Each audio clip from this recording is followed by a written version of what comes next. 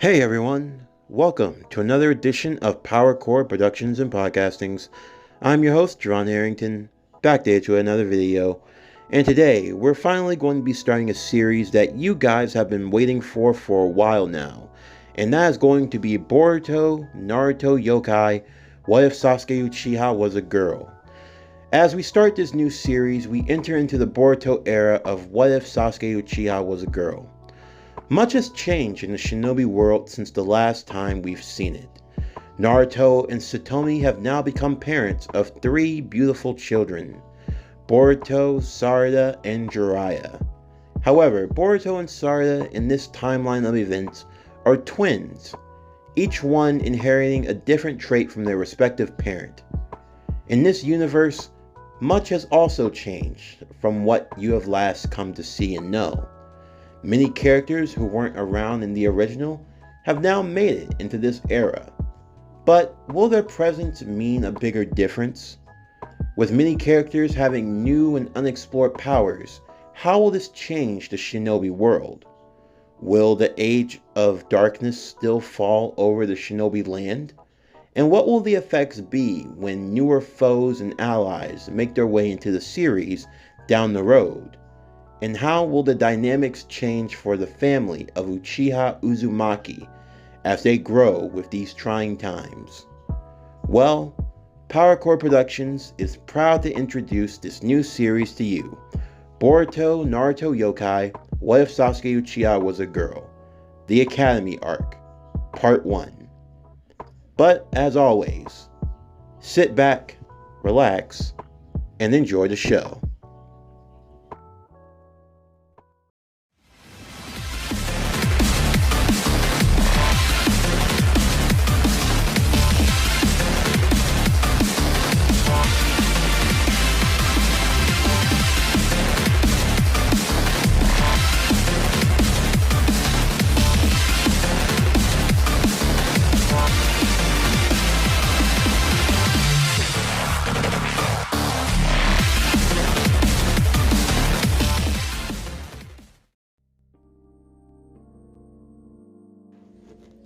Smoke and ash is all that would appear as Konoha lays in ruin. The Hokage monument left in utter waste. 2 figures stand on the face of Lord Seventh. One named Kawaki, and the other Boruto Uchiha Uzumaki. I never thought things would come to this, Kawaki. I didn't think you'd go this far. You of all people should know, Boruto, that the age of shinobi is over. After everything we've been through, even Uncle Itachi is gone, and you are soon to follow. I will do to you what I did to Lord Seventh. As Boruto closed his eyes, a black marking would appear over the right side of his body, his cloak bellowing in the wind, as he took a shattered headband with a slash across the insignia of the hidden leaf. As he placed it upon his head, the black markings appearing around the right side of his face, he would open his eyes, as they were both that of the Mangekyo Sharingan, as he looked to face Kawaki. You're right. But if this is the end, I choose to be a shinobi. The two begin their clash in the ruins of the Hidden Leaf. But our story does not begin here. It begins a few years prior, at a time in which, before anyone would knew, the world was about to change. Our story begins with that of the Uzumaki-Uchiha family. There was the father, Naruto Uchiha Uzumaki, the 7th Hokage.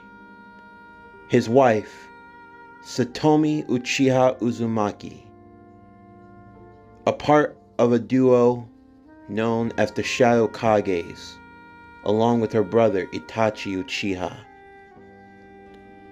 The two shinobi, famed for their efforts during the Fourth Great Ninja War, would give birth to 3 children.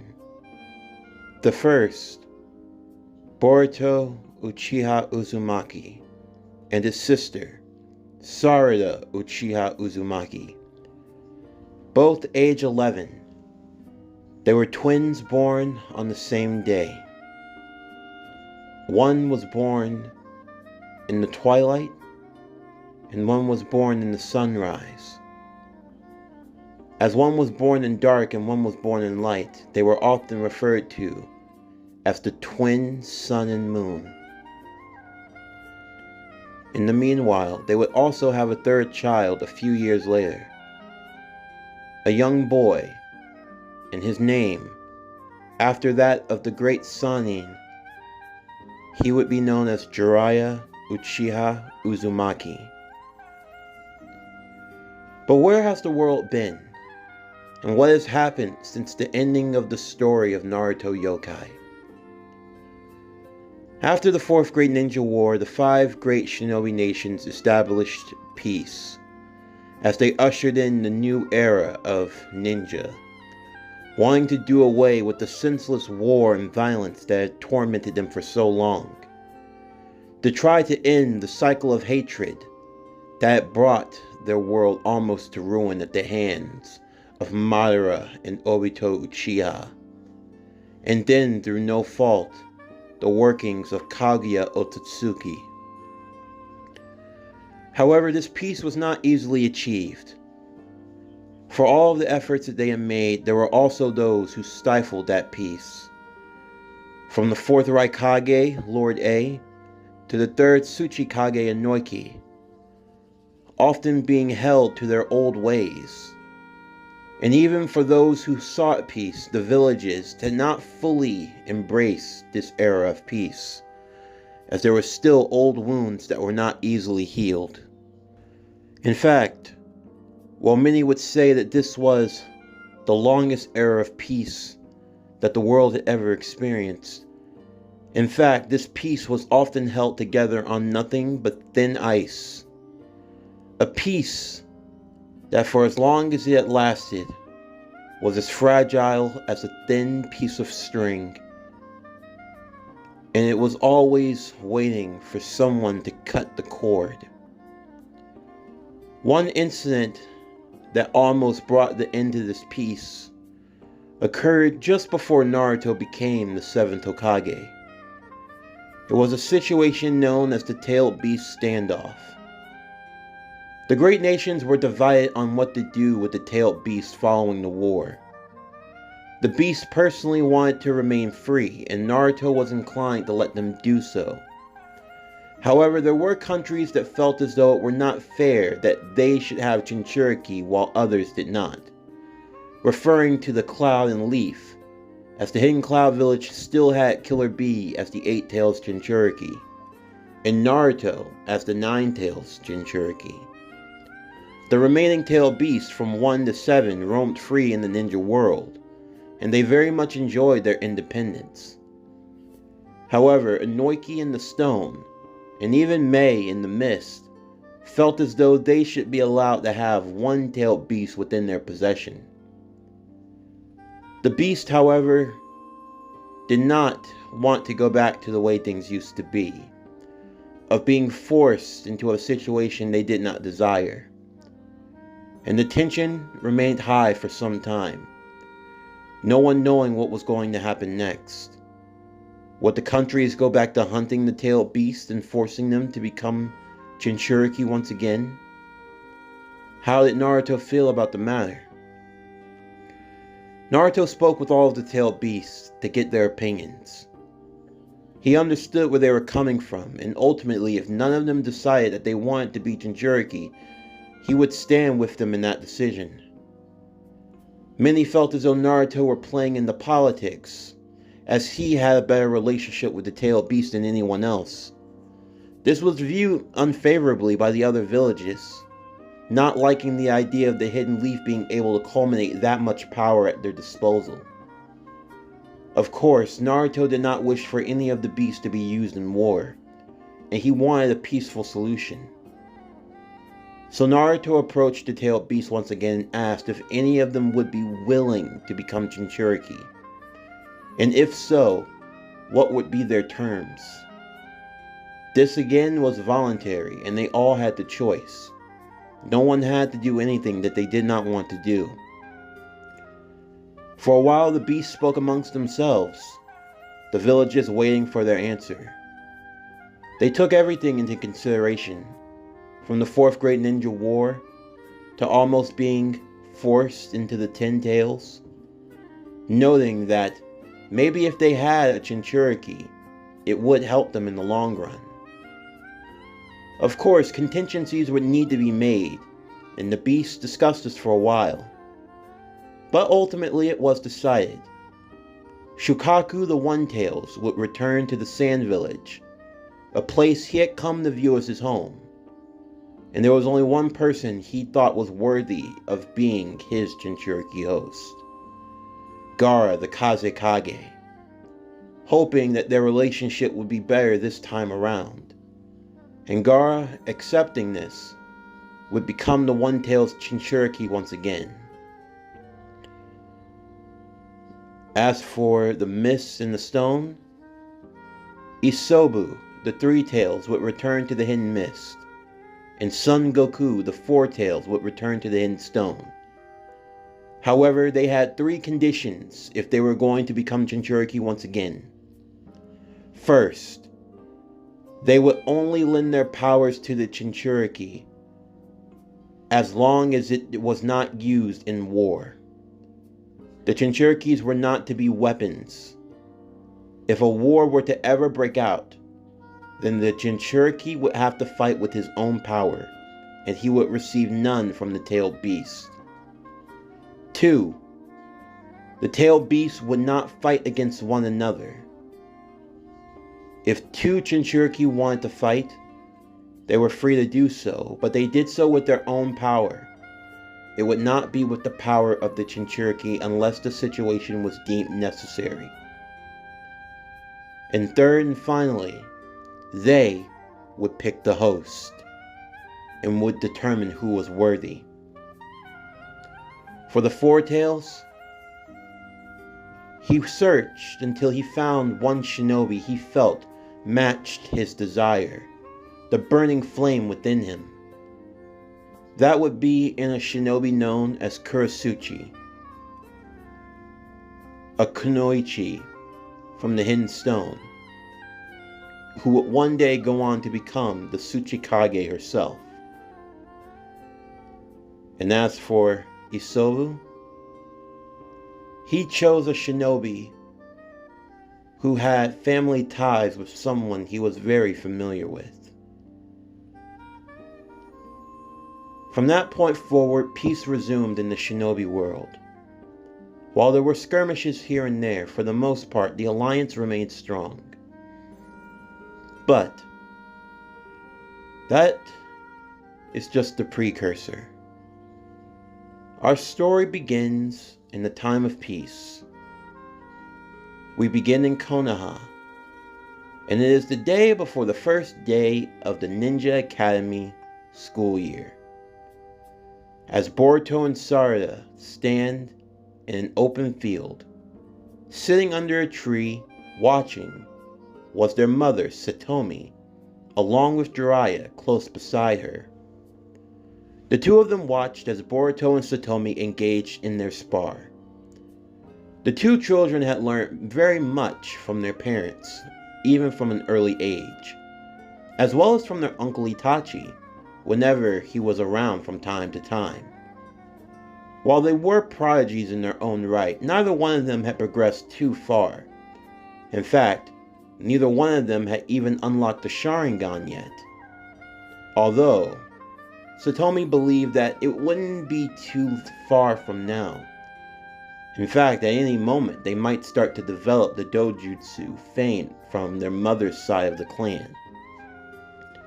As the two children battled, it became very clear that despite coming from the same household, their fighting styles were very different to say the least. Boruto took more of a strict and formal approach, like that of his mother. He was always rigid, with high levels of precision.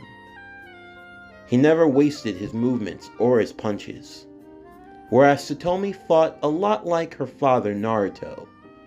She was always quick to pull a prank, to use a shadow clone or two to throw her opponent off. She was always one for causing deceit, to always move about, and to distract her enemy. This is what made them different, and yet at the same time, it's what allowed them to bring out the best in one another, as they continued on time and time again. Recently though, there was one jutsu the two of them had been developing.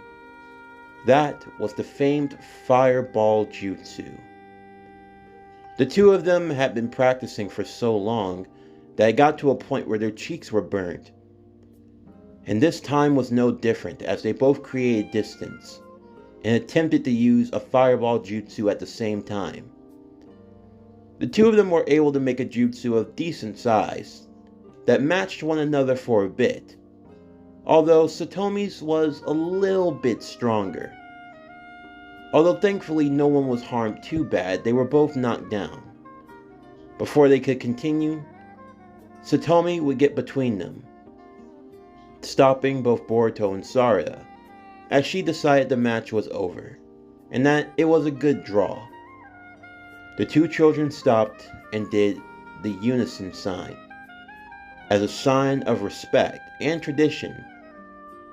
Once it was over, Satomi would sit with her children, telling them that tomorrow, after the entrance ceremony, she was going to be leaving with Uncle Itachi once again.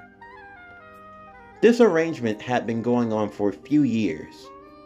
It started after Jiraiya turned 6 years old. There was still a lot that they did not know about Kaguya or her dimensions, a lot that needed to be explored and explained. However, Satomi was the only one in their world capable of traveling to these dimensions, as she possessed the Rinne Sharingan. And so, a schedule was made. Out of the 12 months a year, 6 of those months, Satomi would travel to Kaguya's dimension with Itachi. They would explore and map out each one, bringing any intel that they found back to the Shinobi Alliance. However, they were broken up in increments. Satomi would be gone for 2 months at a time. She would be gone for 2 months, and she would return back home for 2 months.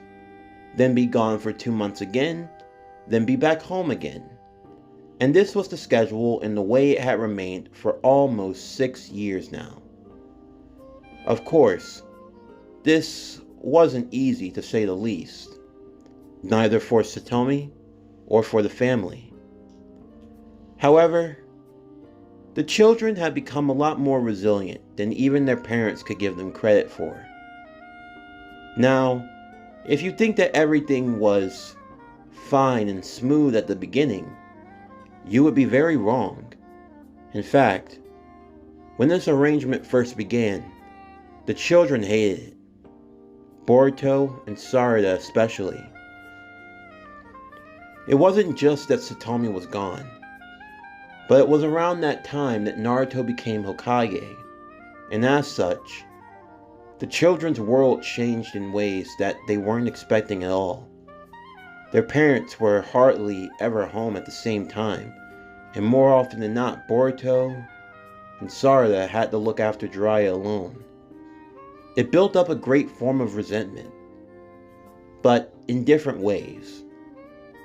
For Boruto, he more resented his father, not hating him, but the title of Hokage and what it meant. And then there was Satomi. She more so resented her mother, believing that she could be around more also. It was like this for a while, but a situation or a series of situations occurred that opened the children's minds to a different perspective.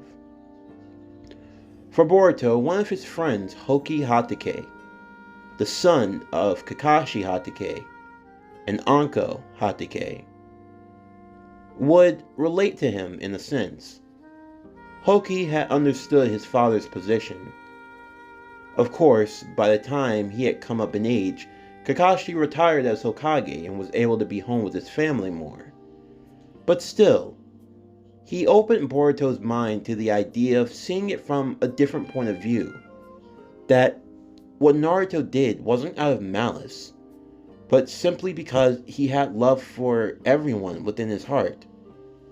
He loved the village like his family, and he just wanted to do what was best for everyone, including Boruto. The era of peace that they lived in, the prosperity that they enjoyed, it was because their parents made the sacrifices that they did. And that maybe the situation could get better, but that was only if he contributed to it for the better.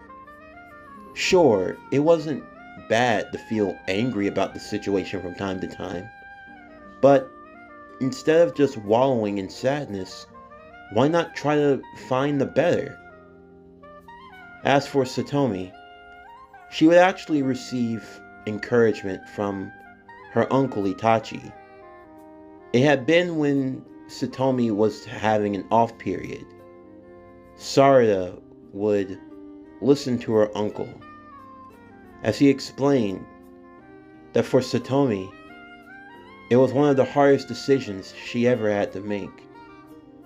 If Satomi could have it her way, she would spend every day with her 3 children. She loved them very much, and in fact, there was a special pendant that she wore around her neck. A necklace that bore the emblem of the Uchiha and the Uzumaki. Inside of it was a picture of all 3 of the children.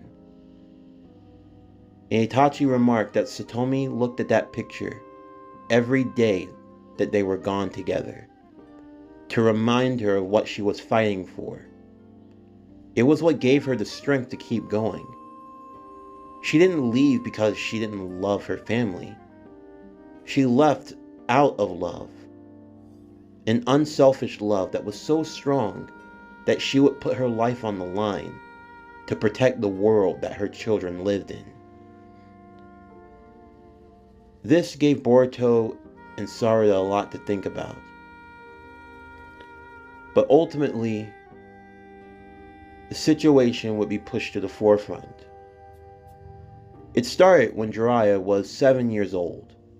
He had come down with a fever and neither Naruto or Satomi were home.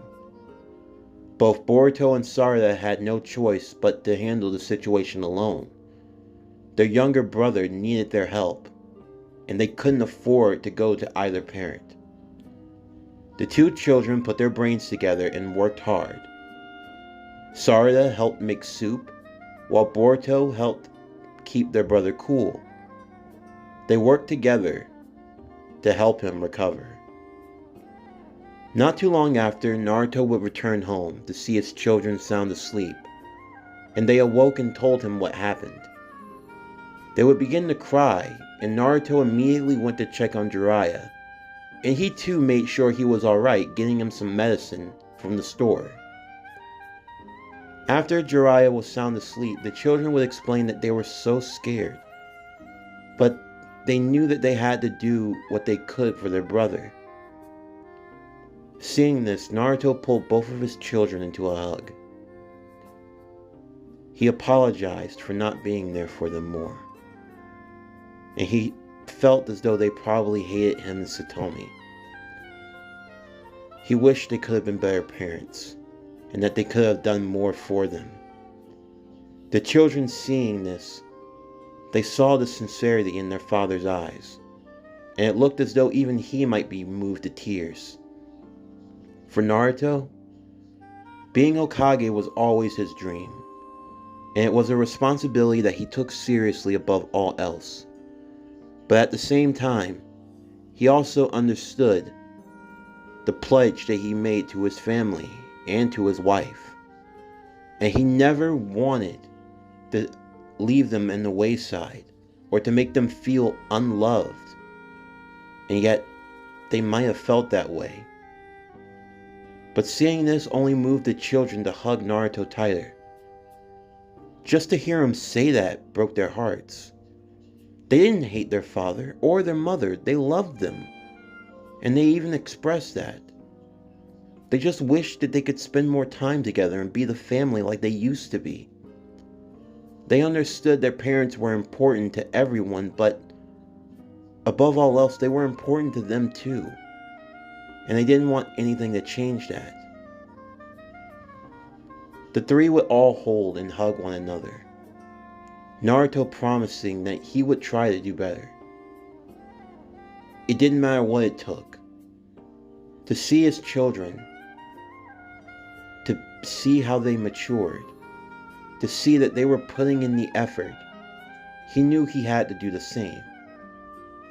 And as such, the family's bond grew stronger. While Naruto was still busy with his responsibilities, the children just helped out in any ways that they could. Instead of feeling sorry for themselves, they picked themselves up and tried. They both learned how to cook. It wasn't anything fancy, and it was nothing like Satomi's cooking, but they could make a decent meal. And with that, the children were able to feed themselves whenever Naruto had a late night at the office.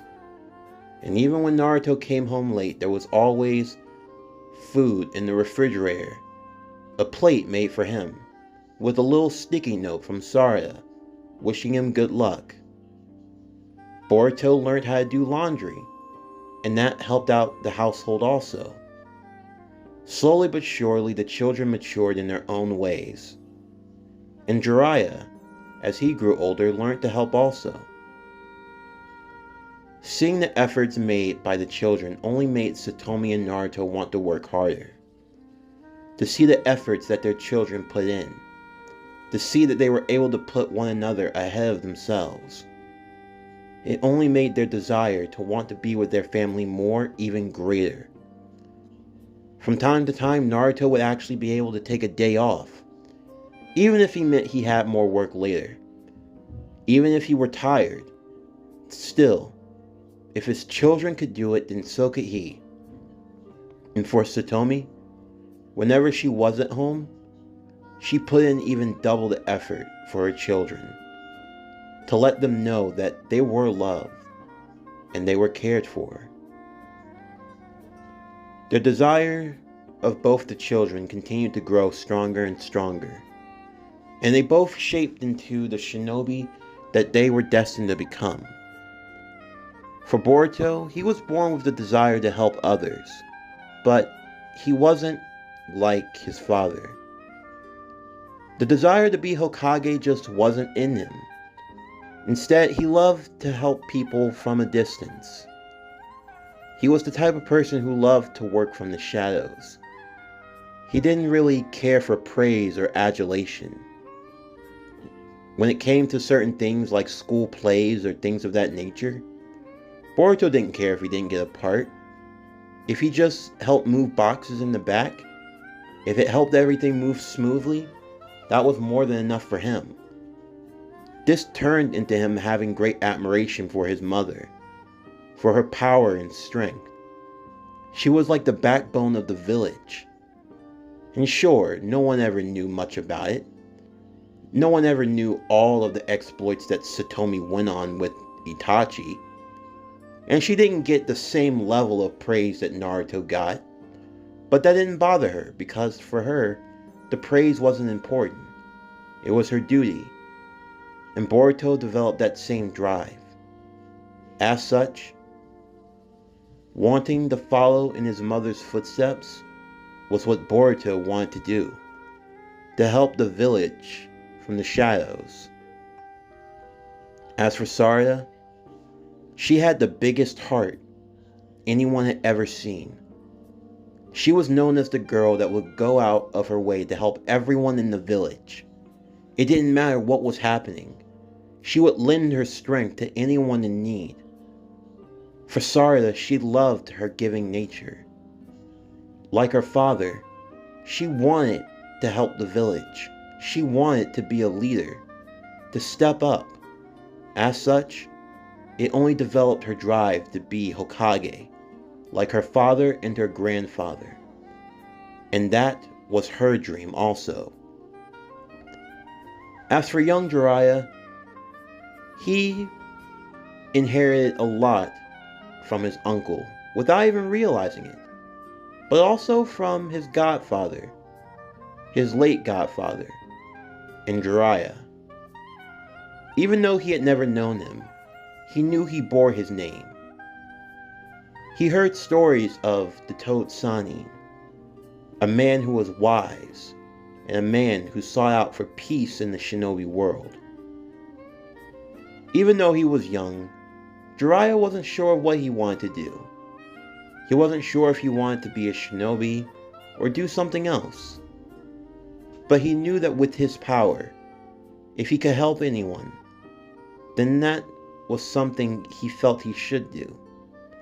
Though he wasn't pressured to do anything just yet, since he still had a few years to decide in his own right. As Boruto and Sarada grew, their desire to follow their dreams also grew, to walk in the footsteps of their respective parents. For Boruto, to walk the path his mother did, and for Sarada, to walk down the path that her father had. Despite the many setbacks, the children never gave up. Even when Sarada was picked on for her dreams. When she was younger, a group of bullies tried to make fun of her for wanting to be Hokage, telling her that just because her daddy did it didn't mean that she would ever get the chance.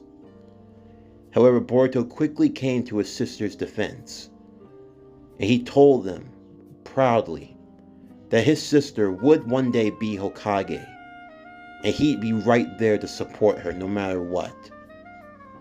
This promise only strengthened their bond even further, the twins training and getting stronger day by day. Boruto promised his sister that he would help her become Hokage, and he would support her, because that's what family did. Eventually, the day came.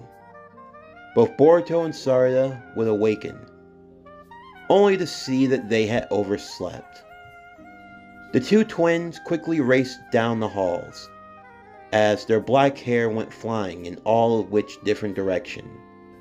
The children quickly getting dressed and trying to eat a quick breakfast. They helped get Jiraiya dressed also, since he was going to be dropped off at the ceremony, since Naruto would take him to daycare. A daycare center was made next to the Konoha hospital that was run by Sakura Inuzuka. This was how Sakura was able to watch after Jiraiya while Naruto was at work and while the children were in school. As they got dressed to get ready to leave, hoping that they wouldn't be late, it was almost as if everything that could go wrong did go wrong.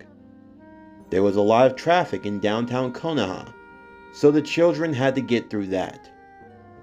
Then, they passed by a shrine. Not wanting to be disrespectful, the children said a small prayer, and in the process got lost on the path of life. Then, a cute girl came out of nowhere and asked Boruto to dance. Boruto, not wanting to be rude, gave her a quick dance, although Sarada had to pull him away. Then there was an elderly woman with groceries that needed help crossing the street, and Jiraiya would help with that. As the children were almost to the building, a black cat crossed their path. Not wanting to receive bad luck, they decided to take the long way, and it took them going 3 more blocks to get to the school. Though eventually they would make it to the entranceway, as the students were filing in.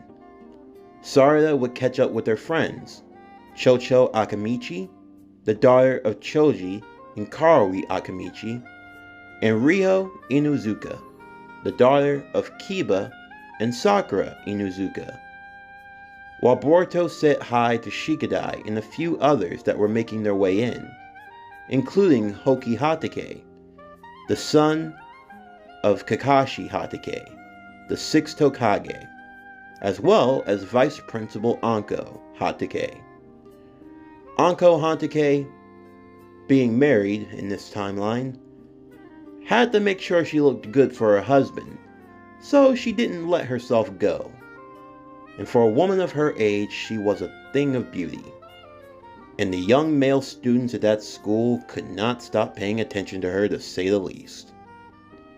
However, as everyone made their way inside, Boruto would hear his name called, and he recognized that voice very well. The girl that called him was none other than Momo Hyuga. The girl with her long brown twin tails, chewing on bubblegum as she made her way, ruffling his hair, angering him as he looked at her with a scowl. The Hyuga girl had been Boruto's rival from a young age. A lot of children were beholden to the children of the Hokage and of Satomi Uchiha Uzumaki. However, Momo was not one of them. Momo was the kind of girl that didn't care who she offended. She didn't bow to anyone, especially to the Uchiha Uzumaki, as she had her own clan pride. The daughter of Neji and Tenten Hyuga, Momo believed in the pride of the Hyuga clan, and she vowed never to lose to that of the Uchiha, or Uchiha Uzumaki technically. From a younger age, the two of them had always been rivals with one another, competing more than anything, as Boruto didn't want to lose to her, and she was always having fun teasing him whenever she got the chance, especially since she activated her Byakugan before Boruto could even gain the Sharingan, always giving her an edge whenever they sparred with one another. However, this did not deter him, but it only spurred him forward. As they made their way to the entranceway, Momo would make a comment to Boruto, telling him that she was surprised that he made it on time, if barely, and if she were betting, she would have bet that he was going to be late and have 50,000 excuses as always. Boruto got angry at Momo once again. The two of them were about to butt heads with one another when the bell rang, the students filing into the academy before they would all line up outside. The principal, Iruka, along with the vice principal, Anko, would be there with the other staff in attendance. Even Konohamaru was there, along with Mirai Sarutobi, the daughter of Asuma and Kurenai Sarutobi. Asuma was also there in attendance as well, since he acted as a gym teacher of sorts. In this scenario, Asuma actually survived in the timeline, so he was still alive and able to raise his daughter. He always had a laid-back approach more so than anything. But as for their homeroom teacher, it was introduced that that would be Shino Aburame, as the wielder of multiple insects would make his way forward, wearing a trench coat and a hoodie and glasses covering his eyes. He welcomed his students and looked forward to teaching them many things this school year. Finally, Naruto Uchiha Uzumaki would make his way forward, and he would give a speech to the entire class. He told them that they were taking the next step in their journey, and that no matter what path they chose, whether that of the shinobi or that of another path, to pick the one that worked for them, to find their own truth and to live it fully. Whatever goals they had, as long as they gave it their all and truly believed, nothing was impossible. He encouraged them to not get discouraged, and even if they failed, to remember that everyone was a comrade, and if they saw their comrade fall, to help them back up again. The Academy had come to adopt a mantra, one that was coined by a shinobi who Naruto held in high esteem.